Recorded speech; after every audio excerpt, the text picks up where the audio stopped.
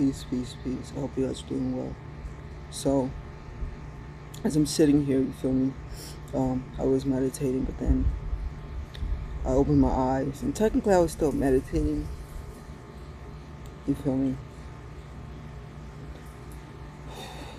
And I was just coming to the understanding and realization that, you know, I am an extension of the universe. You feel what I'm saying? In the sense that the tree behind me, the ant crawling on my thigh, you feel what I'm saying? Um, and just everything else doesn't fight against the fact that it's interconnected with like the universe, you feel me? I feel even the fly, right? It doesn't deny its ability or reject its ability to be able to fly, or doubt it. It just flies and it just is, and I'm coming to the understanding and realization that, as an extension of the universe, the ground in which I stand upon is firm in the sense that I am connected to a greater foundation, we can even say.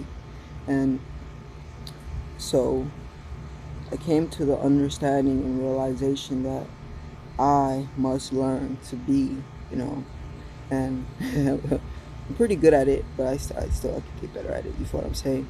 And from the standpoint that, like, realizing my needs and desires, they're not invalid, they're all valid and they're all worthy, you feel what I'm saying, of me thinking and desiring and wanting. It's a space of releasing, I feel releasing like blocked up energy, you feel me, and allowing my energies to flow. Um, because doubt and denial, it creates blockages. And, astrologically, doubt, denial, and fear, they're ruled by Saturn, and Saturn is a very maleficent planet, you feel me?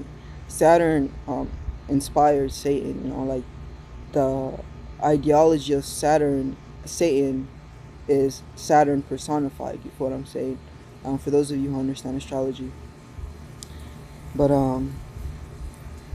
the sun, the Saturn and the sun, like, um they have their polarity, you feel what I'm saying? The sun deals with the individual, it deals with the vitality, you feel what I'm saying, of the individual, the strength, the power, and the self, like, significance, you feel what I'm saying? It's like the moon also has an affinity with the sun, but the moon's affinity with the sun is kind of like, um you can think of the moon as like in the fairy tale stories where there's a prince, a princess, and so on and so, and a dragon, and she's stuck in a cage. You feel me? Like, the soul is acquainted to the princess. You feel me? Or the moon also, and the soul. It's like typically portrayed to being, stuck in a watchtower, right? Signifying the like, I guess we can say the height or the spiritual nature of the soul. But then, we also have a dragon which um, torments and tortures, right, the soul or the princess, right? And the dragon tormenting the soul or the princess is likened to our environment, the physical environment. You feel what I'm saying? Because, well, not because, more like that's why dragons are associated with elements. You feel what I'm saying? They're associated with all the elements essentially, because in one of their symbology, they signify um, the forces of our environment, that are harsh and just hard, period, you feel what I'm saying?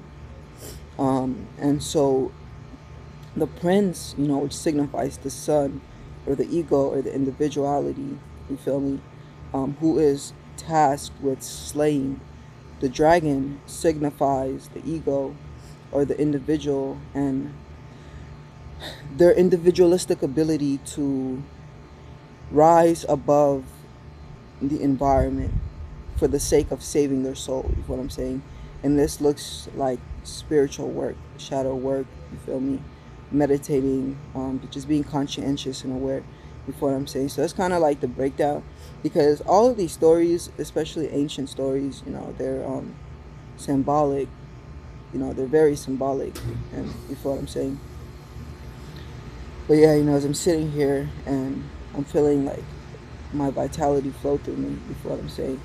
It's like when you release blockages, you feel energy, like you feel your energy flowing, but it's like it was always there. You just freed it and allowed it to flow, because being multidimensional, you feel me? Like my physical body is connected to my astral body, and it's like the astral body was the mold that inspired the physical body, in the sense that you have a head, arms, legs, in the astral plane, and then that projected itself into the physical plane and formulated the head, the arms, and legs that you see in your physical body. But it's like, if I'm gonna get a little bit deeper into this, it's like those of us who seek healing, of our body, you have to get into your astral body and heal it. And then once you work with your astral body, then like the healing ripples, you feel me, and it reaches you. But it's also like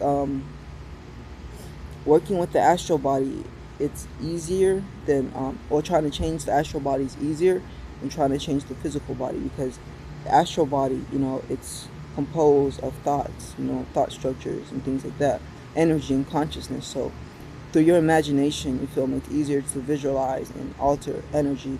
Like healers and Reiki workers, you feel what I'm saying, who do like energy healing or remote healing, what they are doing is they are tapping into the astral body, and they're healing the individual's astral body and giving suggestions, to the astral body, because there are intelligences corresponding to the organs present within the astral body. And not to go too deep into this, because that wasn't the point of this, you feel what I'm saying, but yeah, I'm just in the space of realization, my connection with the universe, but from a place of, as I walk, I am one with the universe, but I'm not separate from it. Like I am a function within this universe that is also essential, you feel me, and necessary. And not denying or doubting or rejecting myself, through the realization, understanding that like the concept of like denial and fear, but of self as non-existent, because fear that's existent, it's different. It deals with self-preservation, you feel what I'm saying, race preservation and things like that. So, well, self-preservation more so. So that's different, you feel what I'm saying. But like fear that's unreal and just of the mind, we gotta let that go, because it was constructed as a result of our ability to think intellectually and logically, you feel me, and rationalize. Our ability to rationalize, logicalize, and become aware of ourselves, but also of the universe, kind of created the separation. You feel me? That's of course an illusion, and it's up to us to see through that illusion and unify ourselves once again with the universe, meaning with nature. You feel what I'm saying? Like my understanding is the universe is the physical expression of God, but then God exists spiritually as well. You feel what I'm saying? It's like mother, father, like the universe or the cosmos is like mother, right? It's fertile, it's capable of rendering life, it's organic intelligence as well. Everything from the rocks, to the ground, the dirt, the leaves, obviously, all hold one form of intelligence, one way or another. You feel what I'm saying? And it's of significance and importance that we and of ourselves reconnect with that force, that intelligence, that flow, that vitality. You feel what I'm saying? All right, peace. Thank you for tuning in. Namaste.